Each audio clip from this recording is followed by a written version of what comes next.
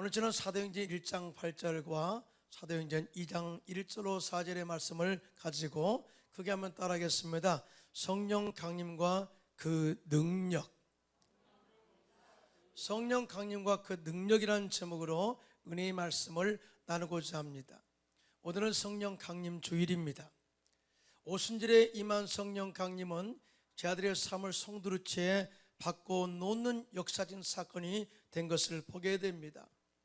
죽음과 받기가 두려워서 예수님을 모른다고 부인하고 떠났던 사람들, 그리고 죽음이 두려워서 숨어 살았던 제 아들이 성령 충만한 능력을 받고 난 이후에 이제부터는 당당하게 자신들이 예수님의 제자임을 밝혔고, 심지어 유대 지도자들이 모함하여 예수를 죽인 것에 대해서 너희가 메시아 되신 예수님을 죽였다, 구세주 되신 하나님의 아들을 죽였다고까지 담대하게 선포하게 이르게 됩니다.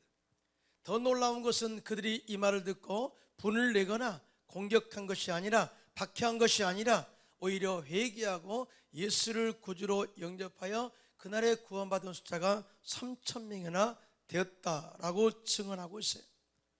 이와 같이 오순절 성령 강림 사건은 제 아들의 인생을 180도로 바뀐 인생의 터닝포인트의 날이 된 것을 우리가 보게 됩니다. 특히 오순절 교단인 성령, 순복음교회는요, 순복음교회 태동이 바로 오순절 성령 강림 사건으로 시작됐기 때문에 우리 교회는 성령으로 충만해야 되고요, 할렐루야, 말씀의 지혜로 충만하게 되고요, 또 오순절의 능력, 성령 강림의 능력을 우리가 힘입어서 땅끝까지 복음을 전하는 저와 여러분 되시기를 예수님의 이름으로 축원합니다. 그러기 위해서는 성령의 능력을 받아야 된다. 자, 그러면 성령의 능력이 우리 가운데 임하게 되면, 성령 충만하게 되면 우리의 삶 속에 어떤 역사가 일어나느냐? 첫째로 구원의 복음을 주도적으로 이끌어 가시는 성령의 능력을 체험하게 되는 줄로 믿습니다. 크게 아멘 합시다. 오늘 보면 사도행전 2장 1절로 4절입니다. 시작. 오순절 날이 이미 이름에 그들이 다 같이 한 곳에 모였더니 호련히 하늘로부터 급하고 강한 바람 같은 소리가 있어 그들이 앉은 온 집안에 가득하며 마치 불의 해처럼 갈라지는 것들이 그들에게 보여 각 사람 위에 하나씩 임하여 있더니 그들이 다 성령의 충만함을 받고 성령이 말하게 하심을 따라 다른 언어들로 말하기를 시작하니라 라고 성령의 임재에 대한 구체적인 기록을 그렇게 증언하고 있어요. 오늘 본문에 성령 강림이 세 가지의 표징으로 나타나는데, 첫째는 바람같이 임했다, 또 불의같이 임했다, 그리고 방언 기도의 은사가 임했다는 거예요. 이러한 현상들은 유대인들의 전통적 관점에서 보면 하나님의 임재하심, 하나님의 나타나심, 하나님의 현현을 나타내는 영적인 표징으로 보았습니다. 그리고 오늘 본문에 급하고 강한 바람 같은 소리가 온 집안에 가득했다고 했는데요, 성경적 관점에서 보면 일반적으로 바람이라는 것은 하나님의 임재를 상징해요. 뿐만 아니라 에스겔서 37장에 보니까 죽은 육체를 살리는 생기로서 바로 바람이 이 성령의 역사를 그렇게 표현하기도 합니다. 이와 같이 성령의 바람이 임하셔서 죽은 영혼을 살리시는 역사를 일으키겠다고 하는 그런 이 영적인 사인을 보여준 그런 이 좋은 영적인 그런 이 사인이라 그 말인 것이죠. 그런데 성령님이 왜 오순절 날에 임하셨을까요? 도대체 왜 다른 날도 있는데 오순절 날에 임하셨을까? 여러분, 오순절은 헬라어로 펜테코스테스라는 단어인데요, 50번째라는 의미를 담고 있어요. 오순절은 3대 유대인의 3대 절기 중 유월절, 장막절, 오순절 가운데 하나인데, 이날은 유월절 주간 안식일 다음 날부터 날짜를 계산해서 7번째 안식일, 즉 77은 49일째가 지난 다음 날 50일째를 말하는 날로서 77절이라고도 합니다. 좀 복잡하죠, 그렇죠? 쉽게 이야기하겠습니다. 예수님께서 유월절 어린 양으로 십자가에 죽어서 우리의 모든 죄를 사하셨습니다. 할렐루야. 자, 그리고 이 날짜를 계산해서 50일째가 되는 날이 오순절 날이라 그 말이죠. 그러니까 이것은 굉장히 영적인 의미가 있다는 것 제가 설명하겠습니다. 또 오순절이라는 것은 하나님께서 이른 비와 늦은 비를 적당한 때에 내리셔서 또 풍성한 열매를 거두게 하신 하나님께 처음 익은 곡식으로 떡을 만들어서 하나님께 제사드리고 예배를 드리는 절기로서 그래서 맥추절 또는 초실절이라고도 말하기도 합니다. 그런데 예수님께서 약속하신 성령이 오순절 날에 강림하셨다. 자, 그 영적 의미가 바로 이것입니다. 신약에 와서는 유월절이 예수님께서 십자가의 죽으심과 부활하심으로 전 인류를 구원하시는 구원의 길을 예비하신 은혜의 날로 그 영적인 예표를 한 것이라면, 오순절은 성령 강림으로 인해서 십자가에 죽으시고 부활하신 예수님을 믿음으로 말미암아서 우리의 모든 죄가 사해지고, 크게 아멘 합시다. 삶의 저주가 끊어지고 아브라함의 복이 임하게 되고 영육간에 강건하여 영원한 생명을 얻는 구원의 시대가 도래했다. 예수를 믿음으로 말미암아서 누구든지 예수 믿으면 구원받는다. 이 생명의 성령의 법이 선포한 날이 바로 오순절이라 그 말이죠. 이에 대해서 로마서 8장 2절입니다. 시작. 이는 그리스도 예수 안에 있는 생명의 성령의 법이 죄와 사망의 법에서 너희를 해방하였음이라, 이렇게 말씀을 하고 있어요.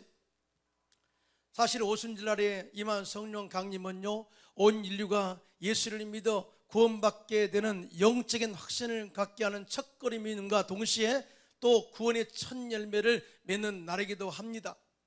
그래서 누구든지 성령으로 말미암지 않고는 예수를 주라 시인할 자가 없기 때문에 성령이 임할 때만이 구원의 소식이 전파되고 그것을 믿음으로 받을 수 있다는 사실 믿으신 분만 손들고 아멘 하시기 바랍니다.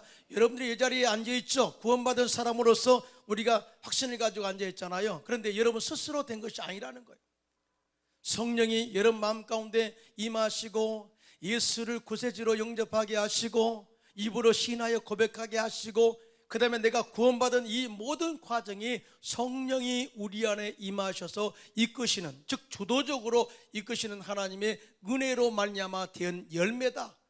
여러분 이것을 믿으시면 손들고 아멘 하시기 바랍니다. 성령으로 말미암지 않고는 예수를 주라 시인할 자가 없어요. 고린도전서 12장 3절입니다. 시작. 그러므로 내가 너에게 알리노니 하나님의 영으로 말하는 자는 누구든지 예수를 저주할 자라 하지 아니하고 또 성령으로 아니하고는 누구든지 예수를 주시라 할 수 없느니라고 말씀하고 있습니다. 또한 오순절 날이 이미 이름에라고 하는 이 단어, 이미 이름의 헬라어는 심플레 루스다이라는 단어인데요, 가득 채우다라는 뜻이에요. 또 시간이 거의 닥쳤다, 또 구원의 시간에 닥쳤다, 그런 의미겠죠. 또한 하나님의 계획이 완성되다라는 뜻으로 그렇게 의미를 그렇게 설명할 수가 있습니다.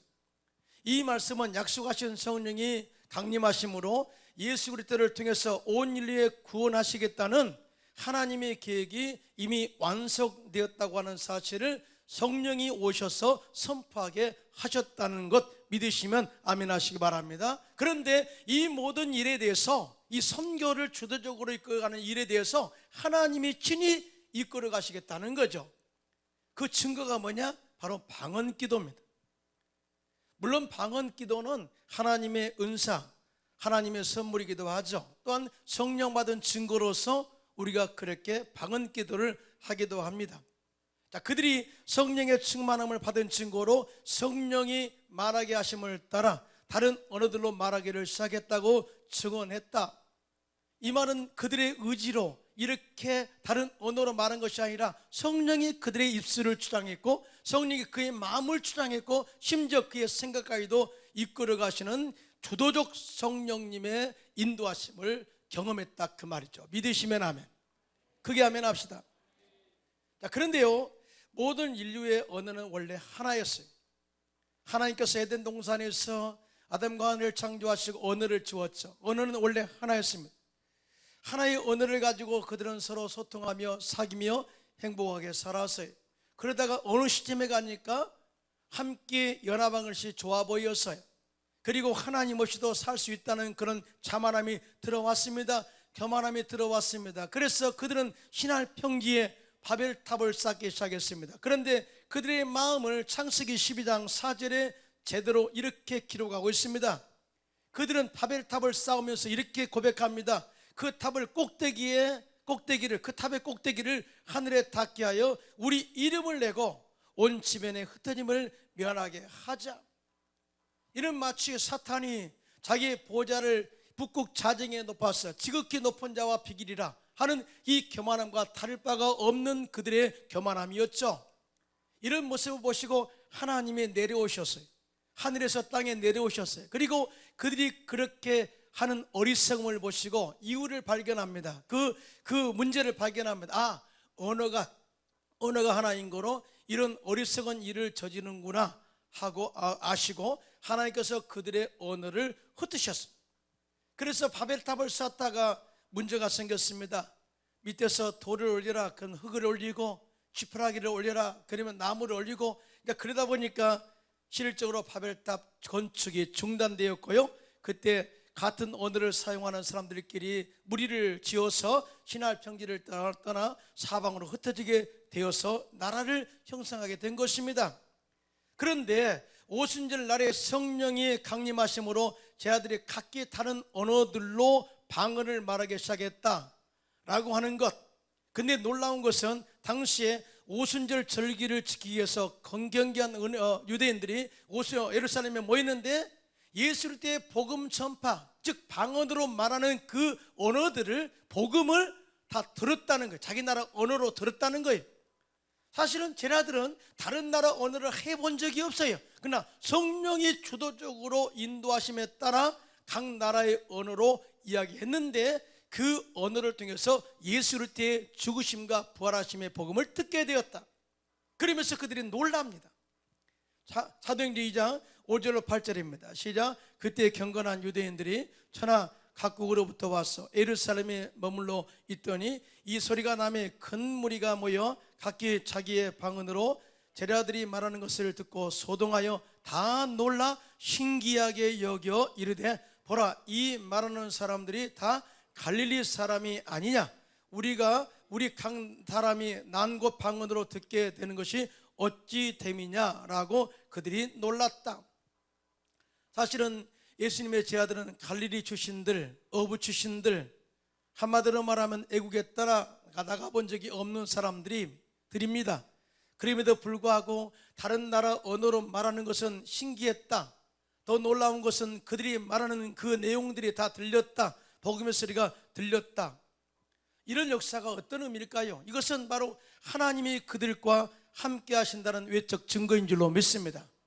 또 뿐만 아니라 각 나라 언어인 방언으로 예수 그리스도의 복음을 전파하고, 또 뿐만 아니라 성령이 사람들에게 임재하셔서 온 찬에 다니며 만민에게 복음을 전파하는 그 능력을 주니 성령께서 하나님이 주도적으로 이끌어 가시겠다고 하는 선포인 줄로 확실히 믿습니다.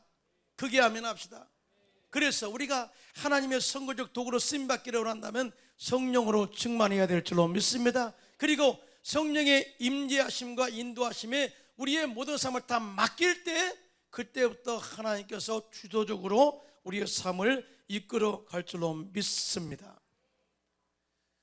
사실은 우리가 성령 받기 전에는 내 마음대로, 내 뜻대로 살았어요.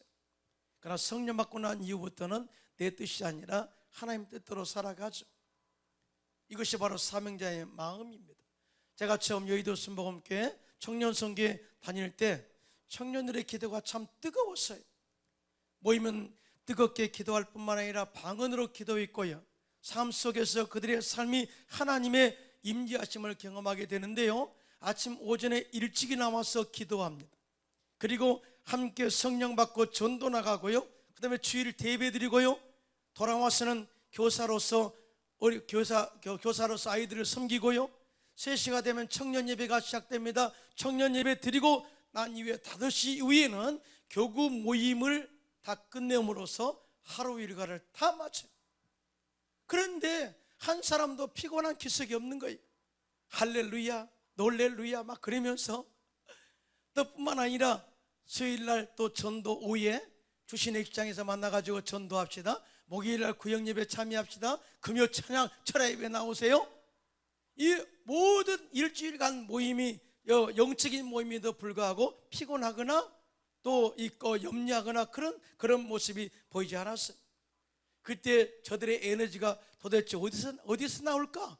영적인 그 에너지의 출처가 어디일까? 이렇게 생각하다가 가만히 관찰해 보니까 기도를 참 많이 한다는 사실을 봤어요. 그리고 성령이 항상 그 이후에 충만해 있다는 사실을 알게 되었어요. 사실은 좋은 영적인 모델을 보면 따라가고 싶잖아요. 그래서 하나님 나도 성령 충만하게 하여 주옵소서 간절히 기도했어요. 그리고 여의도 순복음교회 나간 지 6개월 만에 주일 예배 끝나고 저녁 교구 철야 예배를 드리는데 세 번째에 나가서 하나님 내게 성령 주셔야 됩니다. 성령 충만하게 채워 주옵소서 회개하고 간절히 기도할 때 갑자기 성령의 불이 저에게 임했습니다. 할렐루야. 그리고 제 스스로 통제할 수 없는 상태가 들어갔어요. 내 입에서 이상한 말이 나왔습니다. 이것이 바로 성령이 말하게 하심을 따라 최초로 내 입에서 나오는 이 다른 언어 방언 기도였어요. 그런데 방언 기도도 중요하지만 그때부터 내 안에 영적인 변화가 일어나게 되는데 예수를 믿음으로 구원받은 확신이 내게 다가왔어요. 정말 이 종교적 신앙이 또 생명의 신앙으로 바뀌게 되었고요. 성령 충만한 경험은 저에게 놀라운 기쁨과 영적 자유함을 은혜를 체험하게 했어요. 사실은 우리는 예수 믿으면 죄의식 속에서 빠져나와야 될 줄로 믿습니다.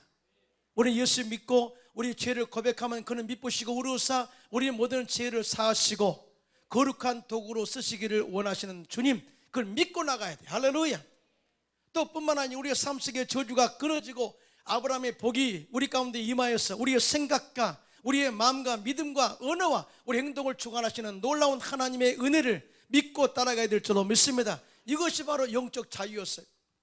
예수 믿으면 인생이 변화된다. 예수 믿으면 우리의 삶의 변화가 다가온다. 그때부터 저를 만난 사람마다 예수를 전하기 시작했어요. 내 안에 있는 기쁨, 이것을 전하기 위해서 특수 전도부에 들어갔어요. 그래서 노방전도도 하고 영등포역에서 차 타고 전철을 타고 부평역에서 돌아오는 그 길목에서 또 전철 전도도 하고 마포 경찰서에 가가지고 유치장에서 전도도 하고 병원 전도도 하고 도봉산 고아원에 가가지고 그들을 섬기고 이런 것들을 쉴 새 없이 정말 폭발적인 능력을 가지고 했던 것을 저는 기억합니다. 이렇게 담대하게 복음을 전할 수 있던 능력이 뭐냐? 내 스스로 한 것이 아니라 하나님의 능력, 성령 충만한 능력인 줄로 믿습니다. 제가 의도해서 복음을 전한 것이 아니에요. 성령이 내 안에 강림하셔서 나의 생각과 나의 행동을 장악하시고 나를 밖으로 이끌어내어서 입을 열어 복음을 전하게 하고 십자가의 능력을 선포할 때 병자가 치료함 받고 많은 구원의 열매를 맺게 하신 줄로 믿습니다. 성령 충만함을 받고 난 후에 나의 인생이 완전히 180도로 바뀌었다. 그때부터 부모님께 복음을 전해서 구원의 열매를 맺게 했고요. 30대 중반에는 선교사로 헌신하도록 성령님께서 주도적으로 이끄셔서 11년 동안 헝가리에서 선교사로 헌신하고 돌아오는 은혜까지도 체험하게 했습니다. 사랑하는 성도 여러분, 성령 강림이 우리 가운데 있어야만이 그때부터 주도적으로 하나님의 성령이 우리를 이끌어 갈 줄로 믿습니다. 또 뿐만 아니라 우리 교회 성령님할 때 그 성령이 주도적으로 우리 교회를 이끌어 갈 줄로 믿습니다. 그러므로 여러분 가정, 개인 삶에, 직장과 사업장에, 여러분 모든 가정에도 성령 충만한 능력이 다시 임하기를 예수님의 이름으로 축원합니다. 둘째로 성령 강림의 능력은 권능을 받고 증인된 삶으로 이끌어 가시는 성령의 능력을 체험할 줄로 믿습니다. 크게 아멘 합시다. 오늘 예수님께서 승천하시기 전에 제 아들에게 사도행전 1장 8절에 시작, 우리 성령이 너에게 임하시면 너희가 권능을 받고 예루살렘과 온 유대와 사마리아와 땅까지로 내 증인이 되리라 하시니라고 명령을 했어요. 여러분, 예수님께서 왜 제 아들에게 성령 받고 곧바로 증인되라, 말하지 않았겠어요? 이것은 단순히 성령의 은사로 끝나는 것이 아니라 성령 이후에 나타날 권능에 대해서 강조한 것을 보게 되죠. 너에게 오직 성령이 임하시면 너희가 권능을 받고 난 이후에 내 증인된 삶을 살라 하는 이 강조의 말씀, 이 권능은 하나님의 권위를 의미합니다. 할렐루야. 영적 능력을 의미하는 것이죠. 이 권능은 세상의 능력과 비교할 수 없는 강력한 무기입니다. 이게 권능이라는 것은 헬라어로 도나미스라는 단어를 쓰는데요, 이것은 큰 파괴력을 가진 다이너마이트를 의미하고 있어요. 다시 말해서 성령이 임하시면 너희 안에 다이너마이트와 같은 강력한 권능과 권세가 임하게 되는데, 이 권능과 권세 앞에 어느 누구도 맞설 수 없도록 만들어버리겠다, 이 권능을 입어야 된다라고 하는 메시지. 또 뿐만 아니라 다이너마이트가 폭발하는 곳에는 이 주변의 환경을 완전히 바뀌게 하는 강한 능력이 있듯이 네가 복음을 전할 때 그의 모든 환경이 바뀌게 될 것이다 하는 강력한 영향력을 시사하고 있는지 여러분 믿으시면 손들고 아멘 하시기 바랍니다. 즉 성령의 능력을 받아야, 권능을 받아야 그때부터 귀신을 쫓아내고 많은 병자를 고치고 또 마귀를 대적하고 승리할 수 있다는 사실을 믿으시면 손들고 아멘 하시기 바랍니다. 예수님의 공생의 사역에 앞서 예수님께서는 요단강에서 침례 요한으로부터 침례를 받으세요. 그리고 물 위로 올라오실 때 하늘이 열려요. 또 성령이 비둘기같이 예수님의 임하신 것을 보았고요, 그때 하늘로부터 소리가 있었습니다. 이는 내 사랑하는 아들이요 내 기뻐하는 자라. 여러분, 이것은 성령의 강림하심으로 예수님께서 권능을 받고 영적 권위를 받고 영적 능력을 받고 영적 권세를 가지고 이제부터 공생의 사역을 시작하는데, 말씀으로 귀신을 쫓아내고 많은 병자를 고치고 또 뿐만 아니라 이 마귀를 대적하고 또 죽은 자를 살리는 영적 능력의 역사를 시작하겠다고 하는 선포와 다름없습니다. 여러분, 예수님께서는 성령으로 능력으로 힘입어서 하나님이 함께 하신 능력으로 나가서 많은 병자를 고치고 귀신을 쫓아내고 또 죽은 자를 살리는 역사를 이루게 된 줄로 믿습니다. 정확하게 이해돼서 사도행전 10장 38절 이렇게 말씀합니다. 시작. 하나님이 나사렛 예수에게 성령과 능력을 기름부터 다셨음에 그가 두루 다니시며 선한 일을 행하시고 마귀에게 눌린 모든 사람을 고치셨으니 이는 하나님이 함께 하셨습니다. 할렐루야. 자, 예수님에게 뭐가 임했다고요? 성령과 능력이 임하였습니다. 성령과 능력이 기름 붓듯 임하였다. 자, 기름 부으시라는 것은 바로 불을 밝히는 거예요. 꺼지지 않도록 불을 밝히는 거예요.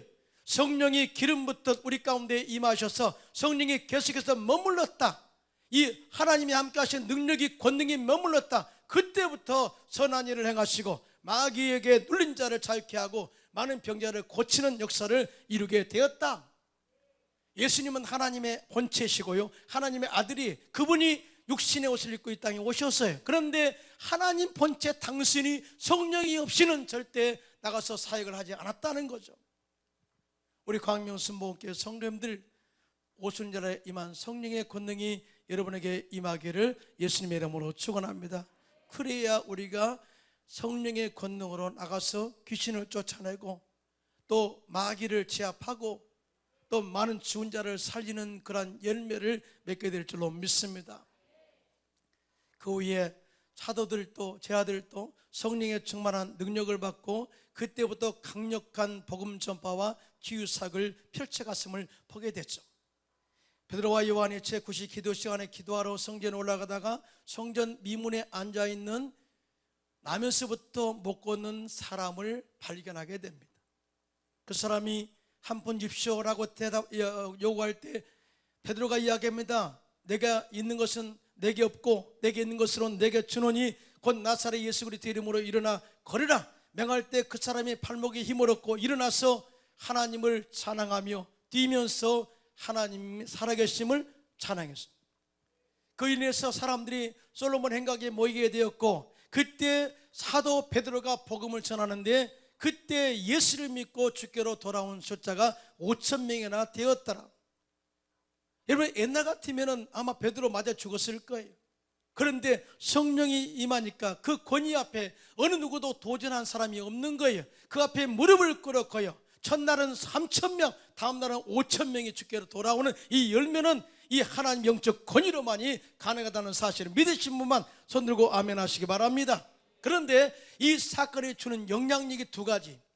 첫째는 철저하게 신앙의 고정관념에 빠져 율법을 지켜야 구원을 받을 수 있다고 하는 그들의 마음을 완전히 깨버렸습니다. 다 다이너마이트, 이 권능이 가면 주변을 변화시킨다고 그랬잖아요. 환경도 변화시킨다고 했잖아요. 그 마음까지도 변화시켰어요. 이제는 율법을 지키는 사람이 구원받는 것이 아니라, 아니 한 명도 없죠. 그 예수를 믿음으로 구원받는다, 이 신득이의 신앙을 그들의 마음에 심어줬어요. 그래 주 예수를 믿으라, 그래야만 너와 집이 구원을 얻으리라, 이 메시지를 강력하게 심어줬어요. 그런데 이에 대해서 반발한 사람이 없었다는 거죠. 또한 둘째로는 예수님께서 십자가에서 마귀를 멸하셨고, 또 예수님께서 채찍에 맞음으로 너희가 남을 입었다 라고 하는 십자가의 권능이 사실임을 선포하는 그런 능력의 날임을 우리가 보게 됩니다. 여러분, 예수 믿으면 구원받고요, 우리의 삶 속에 놀라운 변화가 일어납니다. 예수 이름으로 기도하면 치유가 일어납니다. 예수 이름으로 마귀를 데려간 마귀는 떠나갑니다. 예수 이름으로 믿음을 선포하면 또 구원의 역사가 임하게 될 줄로 믿습니다. 이런 것이 그냥 형식적인 장난이 아니라 실제 우리의 삶 속에서 나타나게 된다, 열매를 맺게 된다. 그런데 이것을 누가 주도적으로 이끌어 가시냐? 성령으로 능력이, 권능이 그렇게 주도적으로 이끌어 가신다. 믿으시면 손들고 아멘 하시기 바랍니다. 요즘처럼 성령의 권능이 요구된 때는 없을 것입니다. 요즘은 세상의 권위와 지식이 하나님의 능력보다 위에 있는 것처럼 포장해 사는 시대가 되어버렸어요. 1960년대, 70년대, 80년대는 교회 내 기도의 영성이 강했습니다. 성령의 임재가 강했습니다. 그래서 하나님의 영광이 나타났죠. 뿐만 아니라 교회에 권세가 있었고 권능이 나타났습니다. 하나님의 영광의 빛이 강력해서 영적으로 어두운 세상을 주도적으로 이끌어 갔고요, 그들을 이끌어가는 선구자적인 역할을 감당했어요. 이때만 하더라도 사회도 이런 영적 권위, 교회에 대한 영적 권위를 인정했고요, 이렇게 이끌어가는 영적 구도에 대해서 어느 누구도 반박하지 않고 순종했어요. 이것이 바로 이 교회가 가지고 있는 영적 권능인 줄로 믿습니다. 그런데 이제는 그 교회가, 이 교회가 영적 권위를, 영적 권능을 상실했다. 근데 방법이 있어요. 회복하는 방법. 다른 것이 아닙니다. 다시 한번 성령의 권능이 우리 가운데 임해야 될 줄로 믿습니다. 즉 성령 충만밖에 없다는 거예요. 첫째도 성령 충만, 둘째도 성령 충만, 셋째도 성령 충만하면 이로부터 권능이 임하여서 우리 다이나마이트는 강력한 능력으로 환경을 바꿔나가시는 하나님의 능력을 체험하게 될 줄로 믿습니다. 더 나아가 성령 충만함으로 권능을 받은 성도들은 예수님의 증인된 삶을 살았어요. 여기서 증인이란 말은 헬라어로 말투스라는 단어인데요, 이것은 순교자라는 뜻이에요. 순교자, 즉 증인된 삶은 성령 충만한 자가 할 수 있는 능력이다. 아무나 순교한 것은 아니라는 거죠. 예수님의 제자들은 성령 충만받고 권능을 받은 이후에 나가서 복음을 위해서 순교자, 즉 증인된 삶을 살아라 명령하셨는데요, 사실은 성령 충만받은 제자들은 다 예수님의 명령에 권능을 받고 나가서 복음 전하다가 순교함으로써 그들의 사명을 다한 것을 보게 됩니다. 성령의 권능이 예수 믿는 자들을 박해하던 청년 사울에게 들어갑니다. 그가 변화되어서 회개하고 예수를 믿어 바울되고 그가 아시아와 유럽과 로마에까지 가서 복음을 전하고 끝내는 순교로서 그 사명을 완수합니다. 성령이 그렇게 주도적으로 이끌어 가신 거예요. 그 성령이 1904년 영국 웨일즈에 충만하게 임하여서 웨일즈 부흥운동을 일으켰고, 그 성령이 1906년 LA 아주사 거리에 임하여서 전 세계 오순절 교단의 부흥의 불씨가 되었습니다. 그 성령이 대한민국으로 왔습니다. 할렐루야. 그리고 순복음교회를 일으키고 온 교단을 초월해서 한국교회 부흥을 주도해 갔고요, 그 성령의 불이 전 세계에 확산되어 가는 그런 교두보 역할을 한국이 하게 되었다는 사실 믿으시면 손들고 아멘 하시기 바랍니다. 그런데요, 이 선교에는 선교적 사명자가 없으면 안 돼요. 한국 선교의 최초 선교자는 토마스 목사님이세요. 토마스 선교사님은 영국 작은 교회의 한 일원이었어요. 그런데 그가 성령의 권능을 받고 기도하는 가운데 한국에 가서 복음을 전하라 하는 성령의 음성을 듣고 1866년 셔먼호라는 상선을 타고 대동강에 들어왔습니다. 그러나 당시 평양감사 박 교수는 셔먼호의 입항을 거절하고 배에 불을 질렀어요. 배가 불탈 때 토마스 선교사님은 성경을 대동강에 던지면서 물속에 뛰어들었습니다. 물속에 뛰어들면서 그는 이런 기도를 했다고 합니다. 하나님, 이 성경에 녹은 물이 흘러가는 곳마다 복음의 땅이 되게 하여 주옵소서. 거기에 아멘 합시다. 이 물을 마시는 자마다 생명수가 되어 그 영혼을 살리는 역사가 일어나게 하여 주옵소서. 그 이후에 토마스 선교사님은 순교를 당했습니다. 그리고 어느 날 최지량이라는 소년이 대동강에 목욕하러 갔다가 책 한 권을 발견하고 그것을 주워다가 자기 집 벽에 벽지로 발랐어요. 그런데 20년 후 마펫 선교사, 마포 사무엘 선교사죠. 이분이 굉장히 선교를 오랫동안 많이 하신 분인데요, 20년 후에 마펫 선교사님이 평양에서 복음을 전하다가 여관에 들어왔는데요, 그 여관 방 벽에 중국어로 된 성경이 벽지로 도배되어 있는 것을 보게 되었어요. 그 여관이 바로 최지량의 집이었고, 그는 그에게 그때 마펫 선교사가 그에게 복음을 전해서 그가 복음을 받아들여 구원받고 한국 최초의 장로가 되게 된 것입니다. 할렐루야. 이와 같이 선교는 증인된 삶을 결단한 사람들을 통해서 지금도 일어나고 있음을 믿으시면 손 들고 아멘 하시기 바랍니다. 성경에 보면은요, 성령이 불이 꺼지면 아무 일도 일어나지 않고요, 성령이 불이 꺼지면 그때 하나님께서 촛대를 옮기신다고 그랬어요. 현재 우리나라가, 아니 전 세계가 영적으로 침체를 경험하고 있습니다. 한마디로 말하면 영적인 불이 꺼져가고 있다는 거죠.